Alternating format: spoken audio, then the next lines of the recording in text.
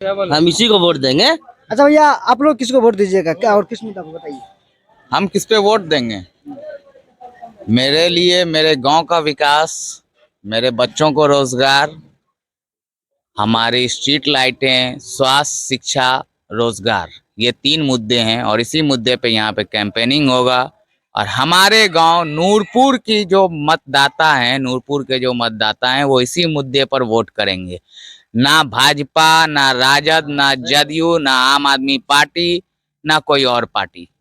यहाँ पे वही उम्मीदवार होंगे जो हम आप हमारी जनता चुन के जो मशवरा लेगी, उसके बाद हम उसे एक मत अपना वोट करेंगे, चाहे वो हारे चाहे जीते। ये तो खैर बात की बात है, लेकिन यहाँ के जो मुद्दे होंगे वही प्रतिनिधि को चुनने की कोशिश होगी जो वोट पाने के बाद जनता के हितों में काम करेंगे। देखिए, आपका बात सुन करके एक चीज मुझे समझ में आ रहा है, जो बात प्रशांत किशोर कह रहे हैं वही बात आप बोल रहे हैं। प्रशांत किशोर भी यही कह रहे हैं कि आप अपने बीच से ऐसे लोगों को चुनिए जिन्हें आप जानते हैं जो सही लोग हैं। तो क्या आप सच में प्रशांत जी के सपोर्ट में बोल रहे हैं या फिर आप अपनी प्रशांत जी के सपोर्ट में क्या हम बोलेंगे? हम तो खुद सही जो बात है, हमने पिछली बार राजकुमार यहाँ के विधायक थे, उसको सिंगल सपोर्ट हमने किया था और आपके सामने ऑन कैमरा बोल रहे हैं राजकुमार को जिताने में मेरा 95% नूरपुर के मतदाताओं का सपोर्ट जो राजकुमार को मिला वो सिर्फ इंजमाम वहीदी के कहने पर मिला है और वो मैंने जिताया था राजकुमार को। और ये है कि राजकुमार से जो उम्मीदें हैं उन्होंने, अब जनता के बीच रहे न रहे उसका मैं नहीं गारंटी लूंगा, लेकिन अभी तक जो मैंने मुद्दे कहे तो वो राजकुमार ने उस मुद्दे को हल किया, ठीक है। लेकिन जनता से पूछिएगा तो जनता के बीच में वो नहीं रहते हैं, तो वो अपनी जनता की नाराजगी है। लेकिन अब जहां तक मैंने सपोर्ट किया था तो उस एतबार से आज भी मैं राजकुमार को भैया ही बोलता हूँ और वो भी मुझे छोटे भाई की तरह मानते हैं, तो वो हल करते आए हैं।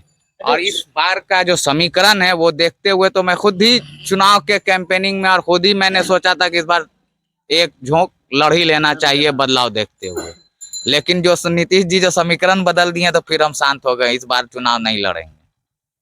अच्छा, प्रशांत किशोर 16 महीने से पैदल यात्रा कर रहे हैं, बिहार को लोग जागरूक करने का प्रयास कर रहे हैं। आपको क्या लगता है जागरूकता अभियान कितना सफल होगा?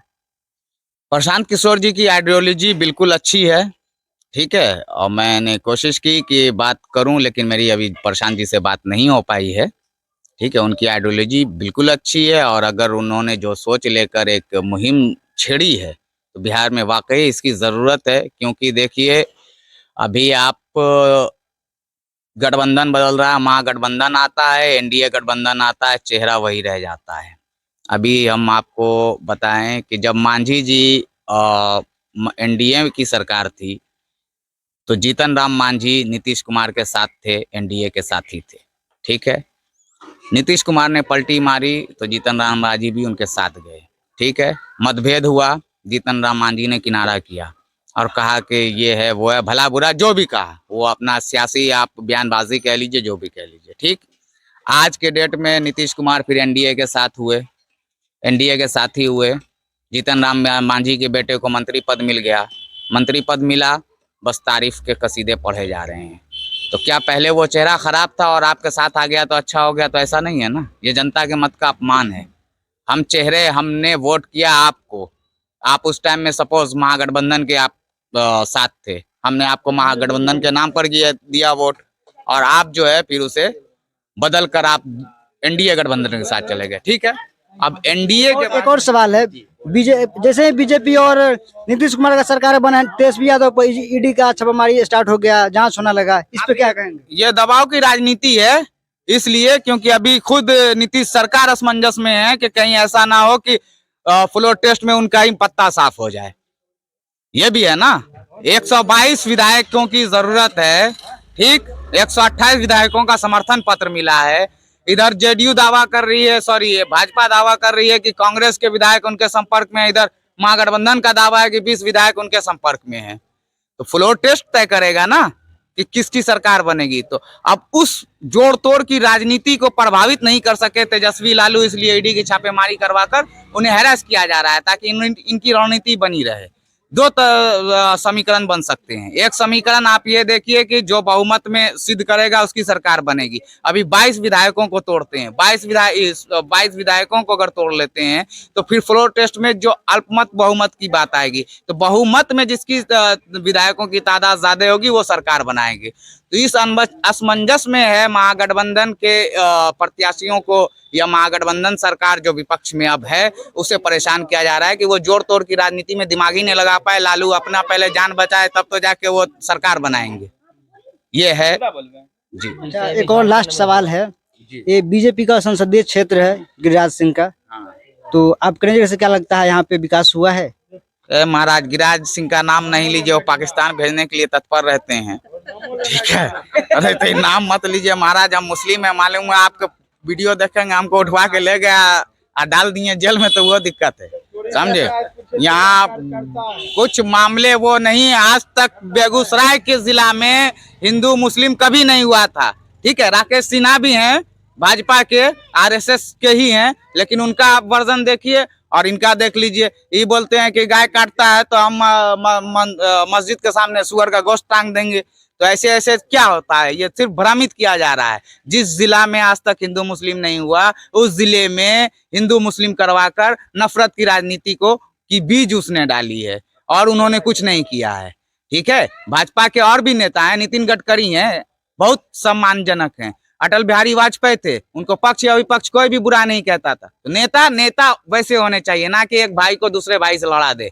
हिंदुस्तान की तहजीब है राम रहीम, और कह लीजिए आप जो अदर कहते हैं कि सिख ईसाई, हिंदू मुस्लिम सिख ईसाई आपस में भाई भाई, तो यही तहजीब है। लेकिन उस तहजीब को तोड़ने की कोशिश की जा रही है। ये देखिए भाजपा पे ये आरोप लगते रहे हैं कि भाजपा धर्म की सियासत करती है। अरे भाई ठीक है, सब अपनी अपनी सियासत चमका रहे हैं, आप चमकाइए, नो डाउट। जिसको जो भी जिससे भी जीत रहे हैं, राजनीति का मतलब ही वही होता है, वो नीति जिससे राज मिले, इसे ही राजनीति कहते हैं। तो ठीक है, आप कीजिए, लेकिन अब इतना भी नफरत नहीं पैदा कर दीजिए कि भाई भाई आपस को मारने काटने को तैयार हो जाए। तो कहीं भी गिरिराज सिंह जी ने विकास की दावत नहीं दी है, सिर्फ दावत दी है तो धर्म की, जात पात की, कि धर्म अपना बचा रहे तो आप बचे रहेंगे। धर्म से पेट नहीं भरने वाला है। आज बहुत अच्छा काम हुआ है, प्राण प्रतिष्ठा कार्यक्रम किया गया, ये किया गया, ठीक है। सबकी भावनाओं का सम्मान है, वहाँ जाते हैं लोग, आप आस्था सबकी जुड़ी हुई है, वो वहाँ गए, ये किए। लेकिन वहाँ जाके आप मंदिर में भगवान का दर्शन किए, सब चीज किए, लेकिन उससे किसी भूखे का पेट तो नहीं भर गया ना। आप कहते हैं, अभी सुनने आया कि 125 करोड़ रुपए में विधायकों की खरीद और बिक्री की शुरुआत है। हिंदुस्तान की आबादी 133 से 34 करोड़ की होगी। हर परिवार को अगर आप 50-50 लाख रुपए ही दे देते ना, तो सदा उम्र वो आपके वोटर हो जाते। तो यहाँ पे पढ़ाई नहीं करवाना है, लोगों को जागरूक नहीं करना है। शिक्षा दे देंगे तो वो अपने से सोच में आ जाएंगे, कि वो पढ़ लेंगे तो वो अपनी अच्छे बुरे की तमीज सीख जाएंगे। इसलिए शिक्षा नहीं देनी है। रोजगार दे देंगे तो वो जब उनको पैसा आ जाएगा तो उनको समझ आ जाएगी। इसलिए रोजगार नहीं देना है। स्वास्थ्य और इस शिक्षा के मुद्दे पर बात नहीं होगी, स्वास्थ्य के मुद्दे पर बात नहीं होगी, कि बीमार रहेंगे, परेशान रहेंगे तो फिर क्या होता है। आप देखे होंगे कि लोग बीमार भी हो जाते हैं तो डॉक्टर से नहीं मिला तो दुआ कहते हैं कि वो बीमार है, दुआ करा जाए उनकी सेहत याब हो। एक और चीज बताइए, 2024 लोकसभा इलेक्शन में बीजेपी जीतेगी हारेगी, इसके अपना पॉइंट ऑफ व्यू बताइए। ए महाराज, बीजेपी मत बोलिए कि क्या बोलें कि बीजेपी जीतेगी हारेगी, नहीं पता है। लोग तो बोलते हैं वोट किए किसी और को, जीता कोई और, ठीक है। तो अगर सही मायने में लोग वोट करते हैं, अगर वो सही आंकड़ा हो तो बीजेपी कहीं नहीं जीतती है, जमीनी हकीकत ये है। लेकिन अब उलट फेर की राजनीति होती है। हमने कहा ना, महागठबंधन की सरकार थी, एनडीए की सरकार हो गई, ठीक है। आप और सब जगहों पे देख लीजिए, कांग्रेस ने सरकार बनाई, जोड़ तोड़ के बीजेपी की सरकार बन गई। तो जमीनी हकीकत ये है कि जमीन पर बीजेपी नहीं जीतती है, आंकड़ों की सियासत करते हुए भाजपा जीत हासिल कर लेती है, ये जमीनी हकीकत है। अब वो हम अंधभक्त और ये नहीं कहेंगे, फालतू की बयानबाजी नहीं। सबका अपना अपना सम्मान है, सब अपना अपना सब करिए। क्या कर रहे थे बताइए। कुछ नहीं सर, बोलेंगे क्या, बोलिए, बोलेंगे क्या, यही बोल रहे थे, जो साहब बोल रहे थे वही हम भी बोल रहे हैं। अच्छा, आपके नजरिए से क्या लोकसभा इलेक्शन में किस पार्टी की जीत हो सकती है? मेरी राय है जन स्वराज का जो पार्टी आएगी इंशाल्लाह उनको हम लोग सपोर्ट करेंगे। जी लोकसभा में तो जन स्वराज नहीं आ रही है, लेकिन विधानसभा में जरूर आएगी। विधानसभा में ही हम उनको लाएंगे। तो विधानसभा में आप लोग साथ में हैं प्रशांत जी के? जी जी बेशक। आप भी प्रशांत जी के साथ हैं? हाँ। क्यों प्रशांत जी के साथ हैं? साथ इसलिए हैं जो पार्टी अच्छे हैं। पार्टी अभी तो बना ही नहीं है। पार्टी बना ही नहीं है, हमें मालूम नहीं था, अभी तो आईबे किए हैं तो मालूम कहाँ से रहेगा उतना। हम लोग कांग्रेस अच्छा भैया, करते हैं। आप नहीं बताइएगा। चलिए।